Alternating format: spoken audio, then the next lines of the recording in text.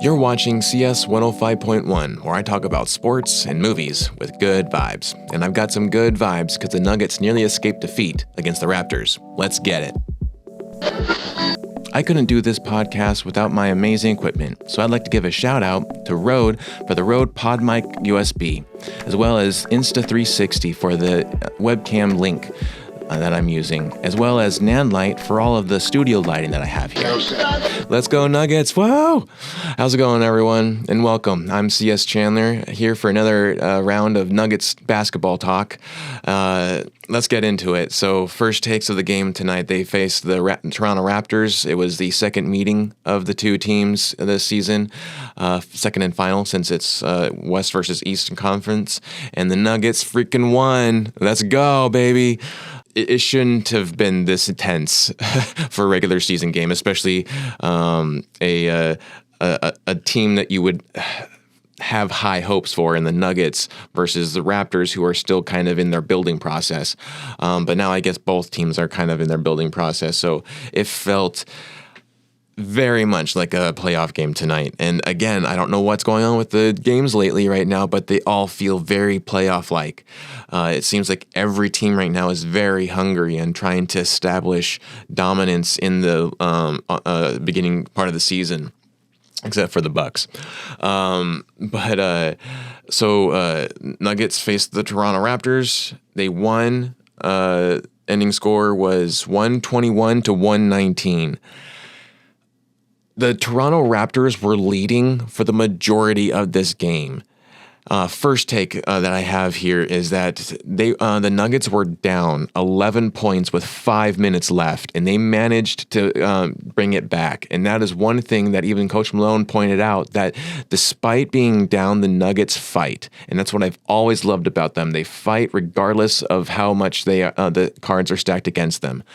The Nuggets, with this win, have now swept the Raptors 2 years in a row. We've won the last 4 games. The last time the Raptors won against us was in 2023, in March of 2023, right before our win. And they won, I think, by like 5 points or whatever. So it was a fairly big win for us right now. But I have to tip my cap to the Raptors. Hats off to them for making me care about a game that I didn't think I was going to care this much about.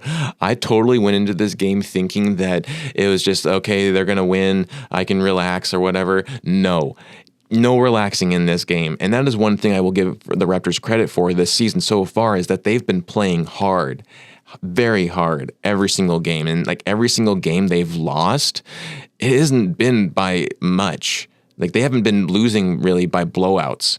They've been working really hard. And also, big reminder, they're the only team that actually beat the Celtics in preseason. So, there is something to say for the Raptors right now and how they're playing.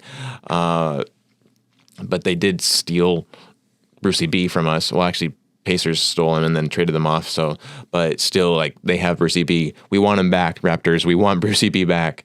But other stuff, other first takes I have is that the Nuggets, despite winning, did not have a very good shooting night tonight.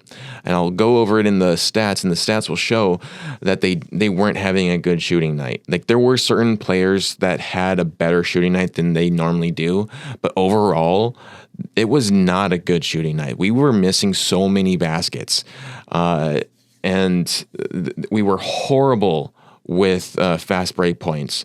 Every time we would get the ball to try to make a fast break point, we would miss the opportunity to seal the deal or to capitalize on the issue. It was very frustrating, but second chance points also were hurting the Nuggets. Like, not only our second chance points, but the Raptors' second chance points. Like, the Nuggets failed to box out the Raptors on either side of the court to try to get either our second chance points or to prevent them from second chance points, and they kept on getting them. That was another frustrating point. More lack of defense on our against threes. a huge lack of defense. I don't know why they keep on not contesting threes. We need to contest threes. Most of the league now does the long game, the long ball game. And it's also mainly thanks to, Steph Curry for changing the game in that aspect. But now every team is expected to shoot a good majority of threes. And so, especially like when you're going against a team like OKC or the Celtics or the Cavs right now, they're all shooting from three from behind the arc. So we need to be contesting these threes more often, and like that too many times do they just stand there while someone has a wide open three.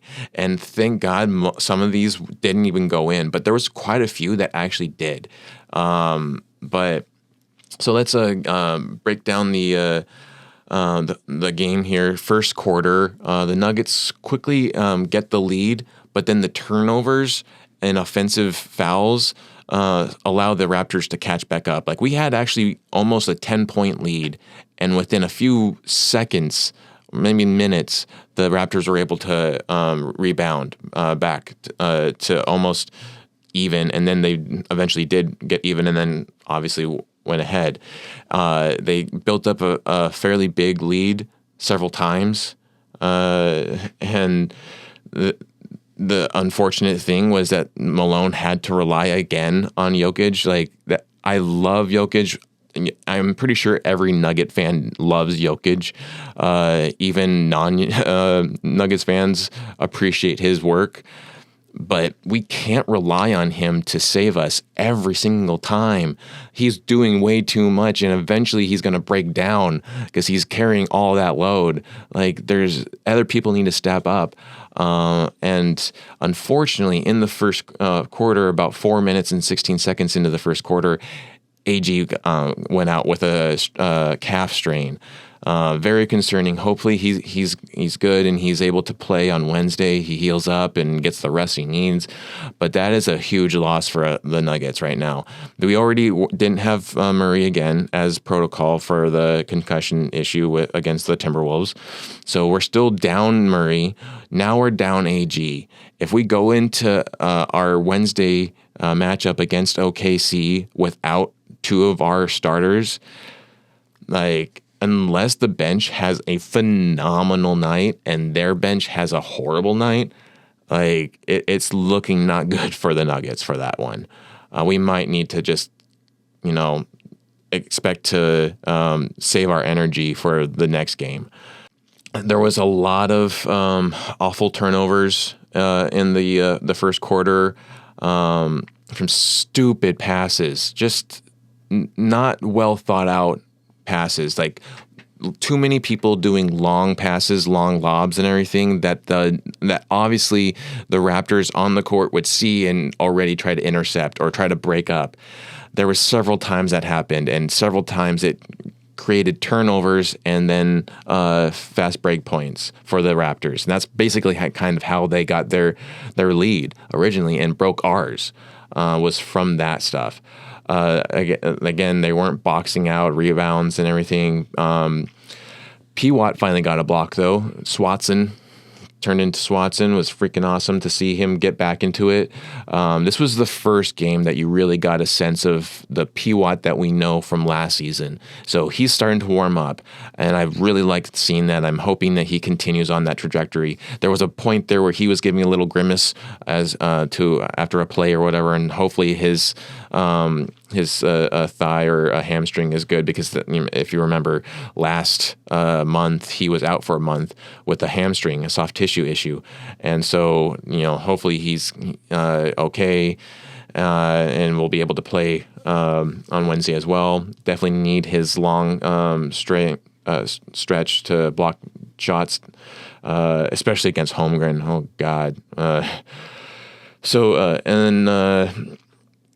We did get better minutes from the bench tonight. They did show that they got better. I'm hoping that finally we just needed Brody on our team to kind of spark a fuse in the bench's ass or whatever, get them going, because they definitely had much better productive minutes. I mean, we had 2 players tonight with double figures in the bench. We rarely have 2 players on the bench making double figures in points. Like that's or double digits. That's just phenomenal for the Nuggets right now. But then at the end of the first quarter, the Raptors were able to close it out 37-34. So Nuggets lost the first quarter. Second quarter comes in and the bench is holding their own. Despite horrible turnovers again, they're able to still kind of hold their own, keep it within striking distance. They brought in DJ again, DeAndre Jordan, and he started getting harassed by these. The Raptors looked like it almost looked again like a scene from like Jurassic Park or whatever, with the Raptors totally like destroying the T-Rex. Like it was way too aggressive and everything at some points, but it created some turnovers and some more boneheaded plays. It made the Nuggets play faster than what they really wanted to feel, which was also really interesting because the Raptors aren't really used to high elevation. Toronto's not very a high elevated city, and so to come from such a far distance for one, and then come to a high elevated arena and play as hard as they were playing is pretty impressive. The second quarter, Nuggets lose that one as well, 27-25. Go into the half, 64-59. So we were still within striking distance, 5 points down. Third quarter comes in, Nuggets are suffering in their fast break points, still creating turnovers. Jokić is relied to come back into the game and try to get them back on track. We end up with even tying the third quarter with the Raptors, 29-29. But then the fourth quarter comes in, and Julian starts the fourth quarter off with an offensive foul and a turnover. And this is something I've been talking about before. Like, he needs to work better on his fouling, especially when it revolves around either the other team making a shot or an offensive foul, because the last thing that we need in such a tight game is for them to get a chance to make a bucket or to make more buckets. And so that's still an issue with him. He did, however, make 13 points for the night, so he did have a decent night, probably one of his better nights in shooting at least. There was a great dunk by Zeke Naji. He came in, he played for 13 minutes and 46 seconds, got a nice dunk in there. Pretty awesome. He had some good aggressive defense that I really liked. I think that he's actually turning a page right now, and he's starting to show some advancement in his game, and it's really good to see him getting more minutes now.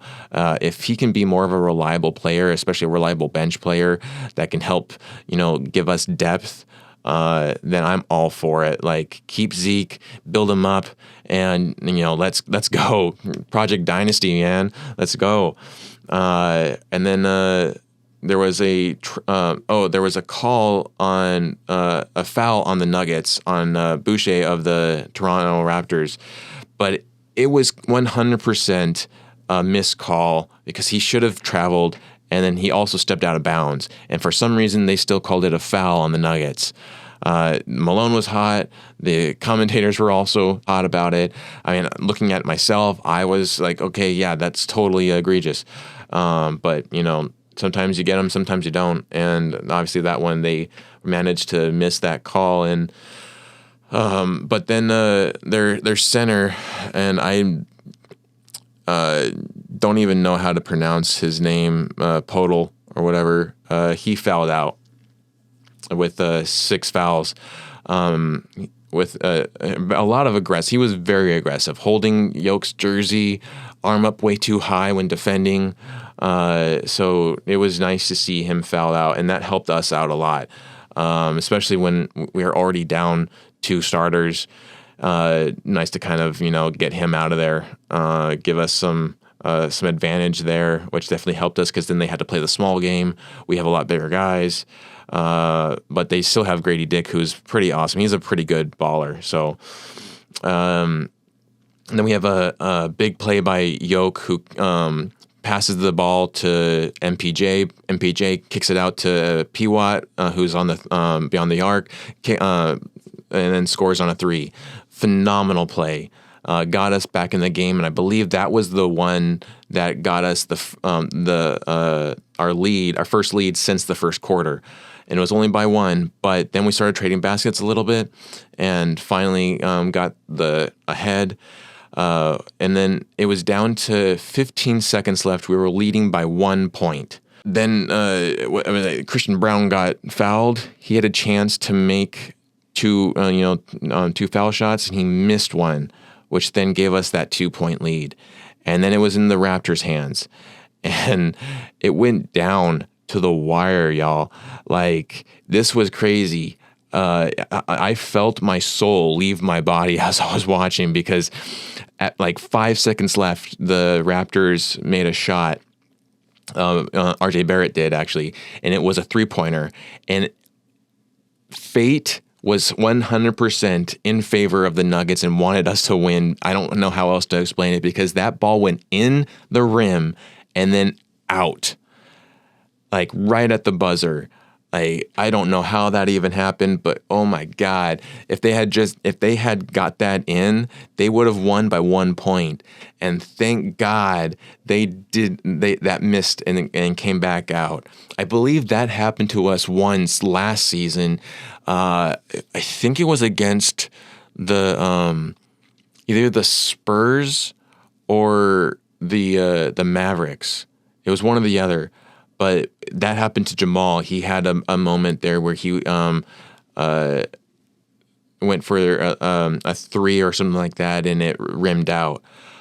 Man, to be on the other side of that, though, is like, you're so thankful. But at the same time, like, it's like they should have won that game, but they didn't, and we did. And I'm so happy that we did.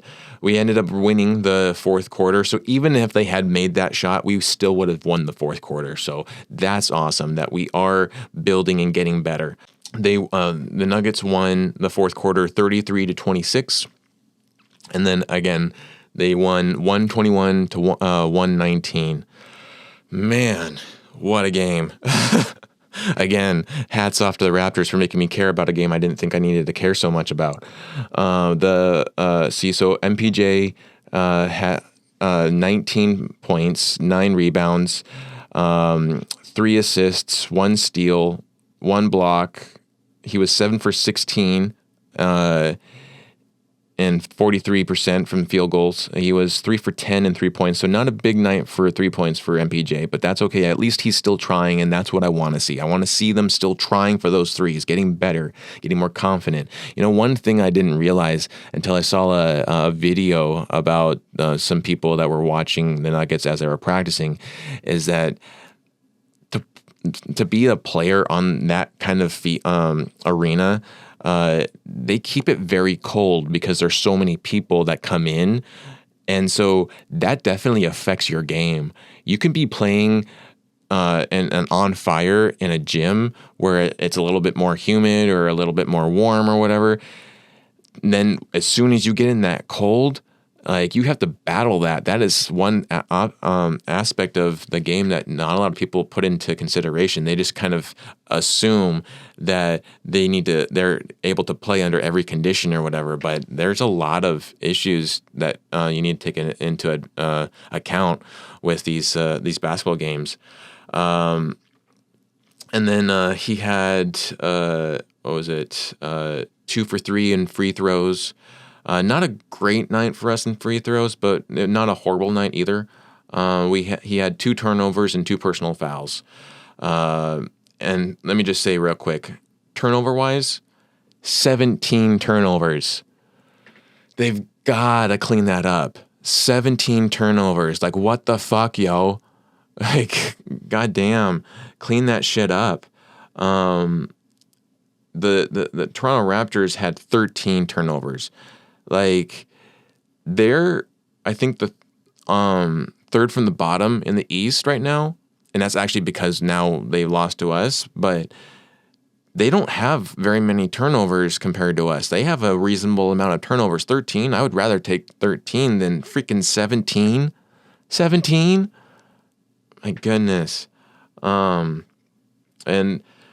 I think foul-wise, they definitely made more fouls than us. They had 27 to our 21, but still a lot of fouls for both.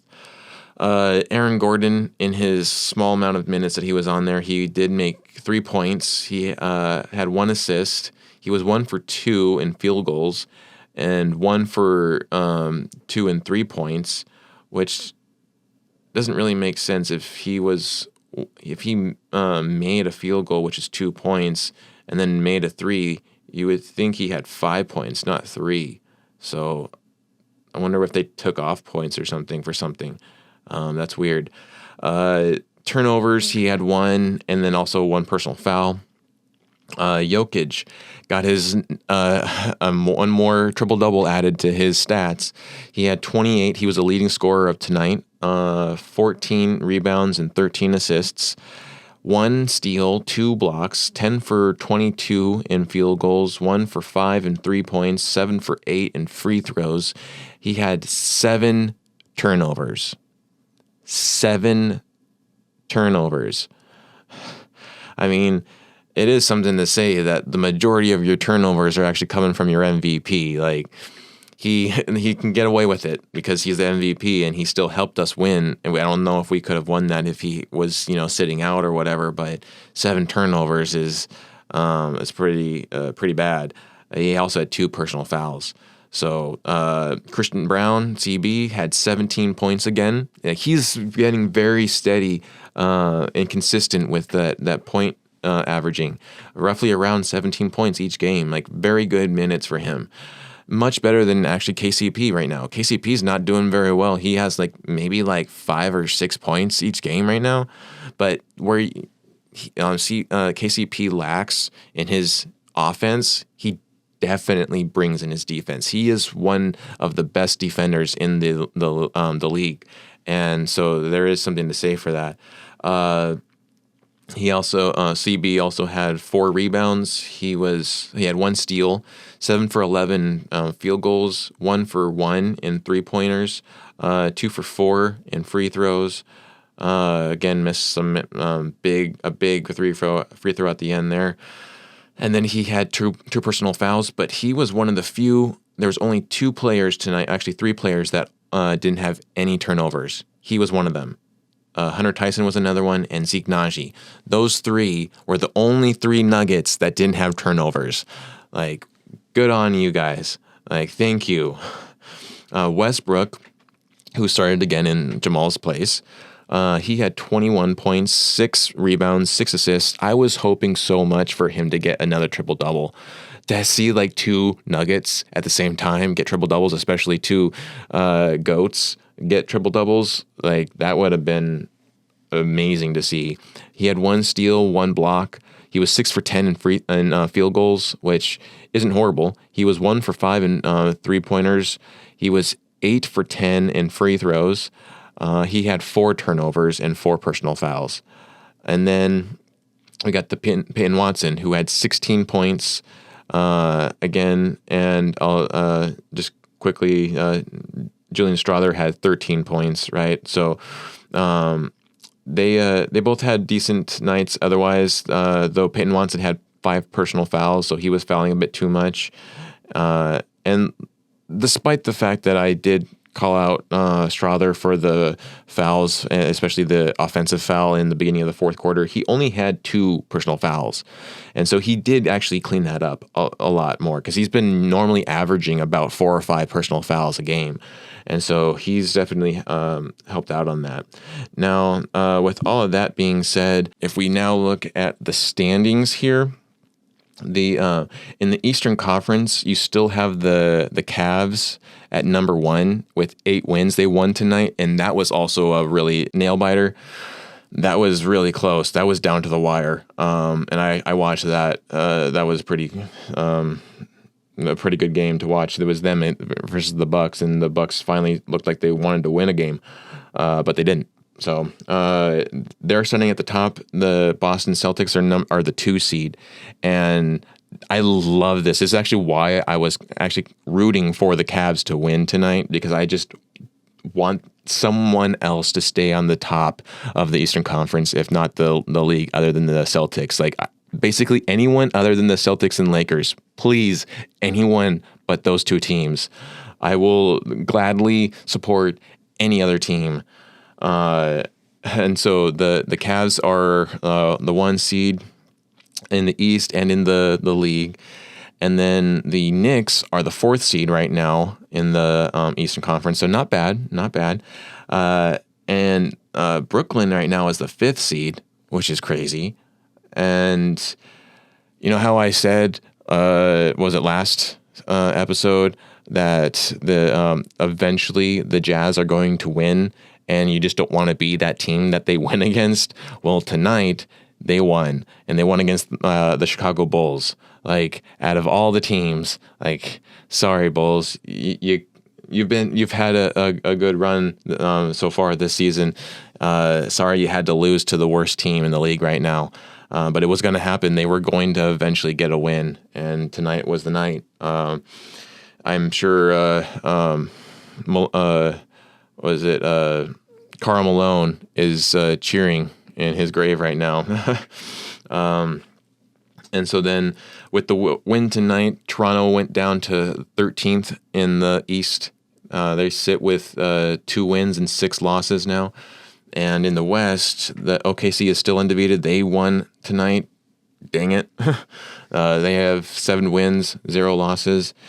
The Phoenix Suns, who everyone discounted last season, even I will admit that I discounted them too, especially because they got swept by the Timberwolves, and so everyone thought they were in a rebuilding phase, and now all of a sudden they show out like they're still something, and they're now 6-1. Same with the Warriors, so they're both kind of tied for the 2nd seed there, and 2nd and 3rd seed, and then we go down to the Nuggets, who are in the play-in, y'all. Woo! Nuggets. We're out of the sub 500 now. We're in the play-in. We're moving up.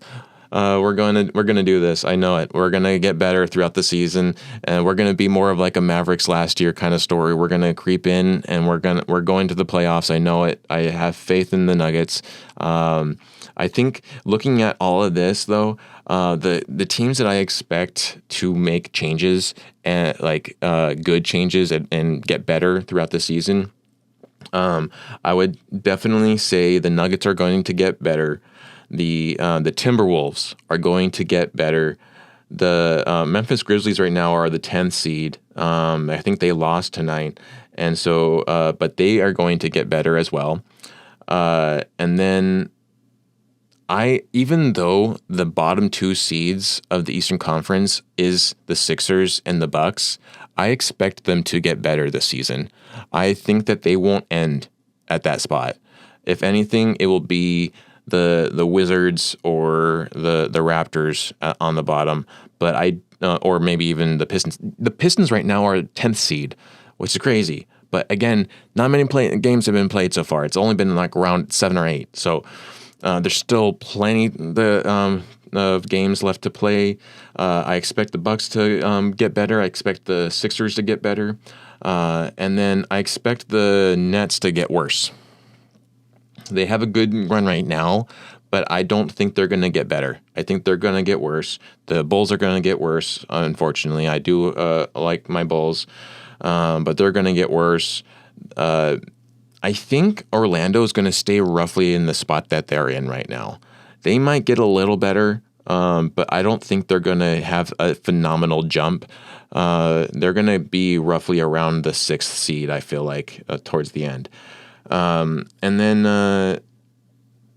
I would say the Lakers will probably get better as well. I already expected the Spurs to get better, especially because Wemby himself has leaps and bounds last season. Like, they were horrible, and he was actually not so good as the first pick draft. He wasn't great in the beginning of last season, but from that to the end of the season, leaps and bounds. He has been phenomenal. I mean, he scored 17 points in 3 minutes against the Nuggets last season, who were the defending champs, if you remember.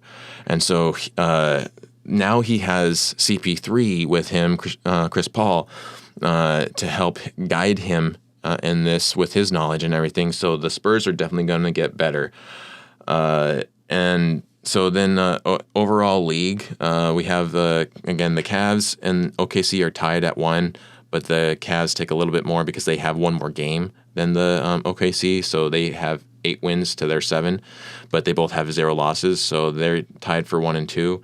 And then you have the Celtics, and then 4th seed is tied from Phoenix and Golden State. And 6th seed is Houston and Lakers. 6th seed in the entire league now is a 4-way tie between Dallas, Minnesota, Sacramento, and Denver. Let's go, man. Let's go. And then the Knicks are tied for the 12th seed with Miami, Brooklyn, Memphis, and Chicago. Actually, not Chicago, just Memphis. Yeah.